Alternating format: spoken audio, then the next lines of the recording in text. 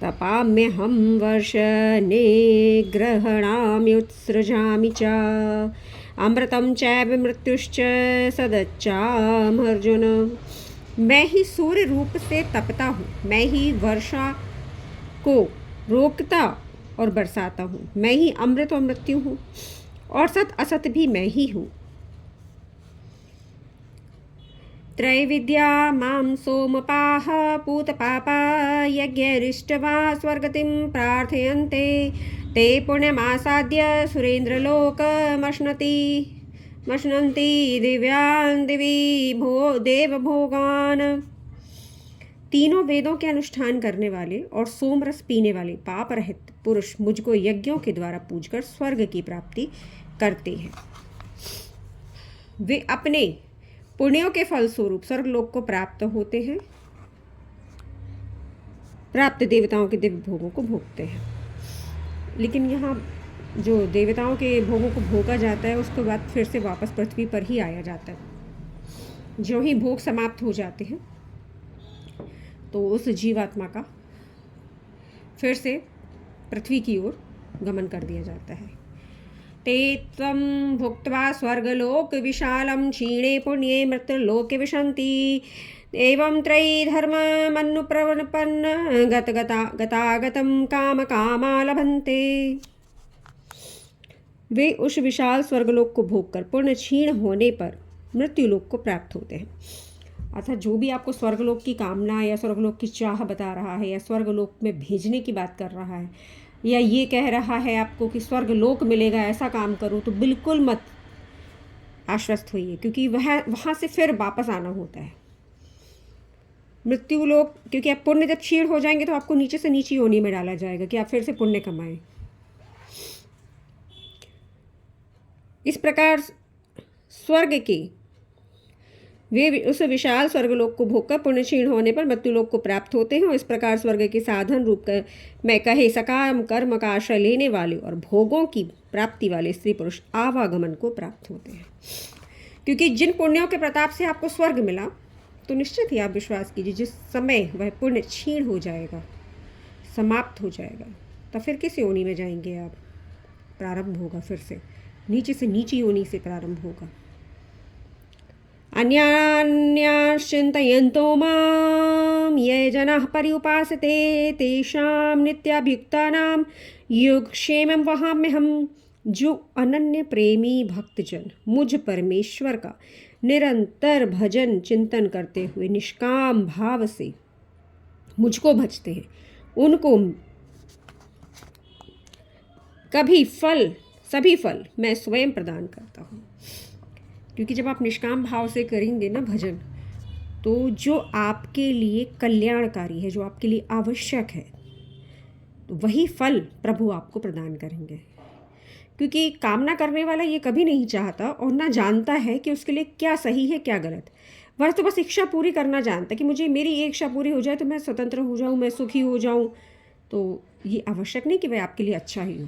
किंतु जब प्रभु का आप भजन चिंतन करने लगते हैं, निरंतर ध्यान करने लगते हैं और निष्काम कर्म करते हैं, तो जो आपके लिए सही है वही प्रभु देंगे और आपकी हर विपत्ति से रक्षा करेंगे।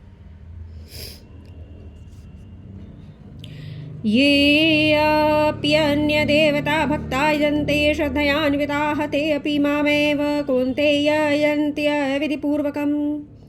हे अर्जुन, यद्यपि श्रद्धा से युक्त जो सकाम भक्त दूसरे देवताओं को पूजते हैं, वे भी मुझको ही पूजते हैं। यद्यपि उनका यह पूजन अज्ञान पूर्वक है, अर्थात किसी परमात्मा को छोड़कर किसी और देवता का पूजन जो करता है वह अज्ञान है। अहम ही सर्वज्ञानां भोक्ता च प्रभुरेव च न तु मामाभिजानन्ति तत्त्वेनातश्च वन्ति ते। क्योंकि संपूर्ण यज्ञों को भोक्ता और स्वामी तो मैं ही हूँ, परंतु वे मुझ परमेश्वर को तत्व से नहीं जानते, इसी से पुनर्जन्म को प्राप्त होते हैं। परम तत्व से परम तत्व रूप, अर्थात आपको पावर हाउस दिया जाए और एक ऐसी लाइन दी जाए जिसमें बिजली तो आ रही है, पर उतनी मात्रा में नहीं है कि जो आपकी पूर्ति कर सके। और एक जगह पावर हाउस है, तो परमात्मा वही पावर हाउस है, और देवता वो एक कनेक्शन है जिसमें थोड़ी बिजली आ रही है। तो मोहित नहीं होना है हमें उस पावर परमात्मा, परम ऊर्जा का जो केंद्र, वहाँ अपना ध्यान केंद्रित करना चाहिए, ना कि छोटी मोटी कामनाओं को पूर्ण करने वाली देवी देवताओं की ओर। पूजन सबका कीजिए, मानिए सबको, सब आदरपूर्वक सबके लिए सब कुछ कीजिए, लेकिन चिंतन और मनन और ध्यान सिर्फ एक परमात्मा का होना चाहिए।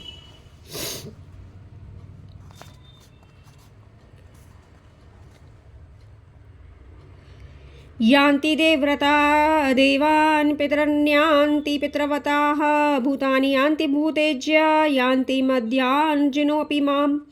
देवताओं को पूजने वाले देवताओं को, पितरों को पूजने वाले पितरों को, और भूतों को पूजने वाले भूतों को प्राप्त होते, परंतु मेरा पूजन करने वाले भक्त मुझको प्राप्त होते हैं और उनका पुनर्जन्म नहीं होता। आपने कभी सोचा है कि पुनर्जन्म क्यों नहीं होता एक परमात्मा को प्राप्त करने वाला? क्योंकि वह एक प्रकृति से परे है। देवता पितर जो भी, जिनका भी आप पूजन कर रहे हैं और अन्य, वे सब प्रकृति में आते हैं, और प्रकृति में जो आते हैं वे सब काल से बंधे हुए हैं। जब वे नष्ट होंगे तो आप भी निश्चित तौर पर नष्ट होंगे। लेकिन हम जिनकी बात कर रहे हैं वो काल से परे हैं, प्रकृति से परे हैं। तो उस एक परमात्मा का चिंतन मनन और भजन करने से आप दोबारा, आपका जन्म नहीं होगा, पुनर्जन्म नहीं होगा, आप कर्मों में नहीं बंधेंगे, किसी भी प्रकृति के गुणों में नहीं बंधेंगे, क्योंकि वह निर्गुण निराकार है। इसीलिए मैं आपको बार बार कह रही हूँ कि आप अर्पणा आध्यात्मिक जगत चैनल पर जाइए, उसे सब्सक्राइब कीजिए, और जितने भी वीडियोज़ मैंने अपलोड किए हैं उन सभी को देखिए, क्योंकि सभी अनुभव के आधार पर ही मैंने बातें कही हैं। कोई भी ऐसी बात निराधार नहीं है। कृपया आप अर्पणा आध्यात्मिक जगत चैनल पर जाइए और उसे सब्सक्राइब कीजिए, और कमेंट करके मुझे बताइए। अगर आपको कुछ गलत लगता है तो आप मुझे कमेंट करके बताइए, और प्रश्न पूछना चाहते हैं तो वह भी आप मुझसे पूछ सकते हैं। पत्रं पुष्पं फलं तोयं यो मे भक्त्या प्रयक्षति तदहं भक्त्युपहृतमश्नामि प्रयतात्मनः। जो कोई भक्त मेरे लिए तत्प्रेम से पत्र पुष्प फल जल आदि अर्पण करता है, उस शुद्ध बुद्धि निष्काम भक्त का प्रेम पूर्वक अर्पण किया हुआ वह पत्र पुष्प आदि में सगुण रूप में प्रकट होकर प्रोत्साहित प्रीति सहित ग्रहण करता हूँ। अब एक सर्वशक्तिमान की जब बात चलती है तो आप उसे ये नहीं कह सकते कि वह नहीं, कोई रूप नहीं ले सकता। बिल्कुल वह रूप ले सकता है, और उन्होंने बोला भी है कि मैं अपनी ही माया के द्वारा प्रकृति को वशीभूत करके और मैं प्रकृति में जन्म लेता हूँ, अर्थात प्रकट होता हूँ। तो आप ये नहीं कह सकते कि साकार रूप नहीं हो सकता। बिल्कुल राम और कृष्ण वही साकार रूप हैं। जिस तरह की अद्भुत क्षमता, अद्भुत शौर्य, अद्भुत बल और अद्भुत कर्म करके परमात्मा यहाँ जाते हैं। उन्होंने यद्यपि कहा भी है, आप पिछले जो मैंने श्रीमद् भगवत गीता का जो अध्याय बनाया है उसमें ये कहा भी है उन्होंने कि मनुष्य रूप में विचरते हुए मुझ परमेश्वर को अज्ञानी और मूढ़ साधारण मनुष्य समझते हैं। तो बिल्कुल भी भ्रमित ना हो, वह एक परमात्मा में सर्वशक्तिमान है। वे यत करोषि यदश्नासि यज्जुहोषि यद तदासि यत पश्यसि कौन्तेय तत् कुरुष्व मदर्पणम्। हे अर्जुन, तू जो कर्म करता है, जो खाता है, जो हवन करता है, जो दान देता है और जो तप करता है, वह सब मेरे अर्पण कर। मैंने कहा ना, आप जो कुछ भी कर्म कर रहे हैं उसे समर्पित कर दीजिए, उससे आपका पाप पुण्य कुछ भी नहीं बनेगा, आप कर्मों से परे हो जाएंगे। और अगर आप कामना करते हैं तो आप कर्म में बंध रहे हैं और फिर उसी के अनुरूप जन्म भी मिलेगा। तो समर्पित करना है। यहाँ तक कि जो मैंने अपने चैनल पर, अर्पणा आध्यात्मिक जगत चैनल पर, जो मैंने तप की विधि बताई, प्राचीन विधि, ओम का जप, ओम अक्षर का जप करना है और शिवलिंग का ध्यान करना है, वो भी आप समर्पित कर दीजिए। तप करने के बाद आधा घंटे कर रहे हैं, 10 मिनट कर रहे हैं, जितना भी आप कर रहे हैं वह एक परमात्मा को समर्पित कर दीजिए।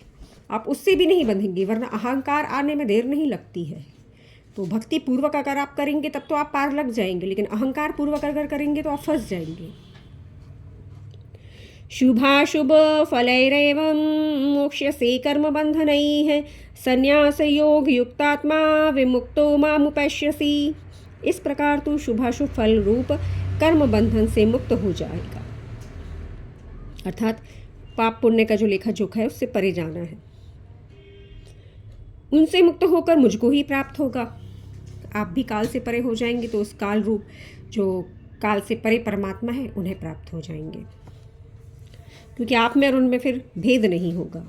उस एक जो पूर्ण है उसमें समाहित हो जाएंगे।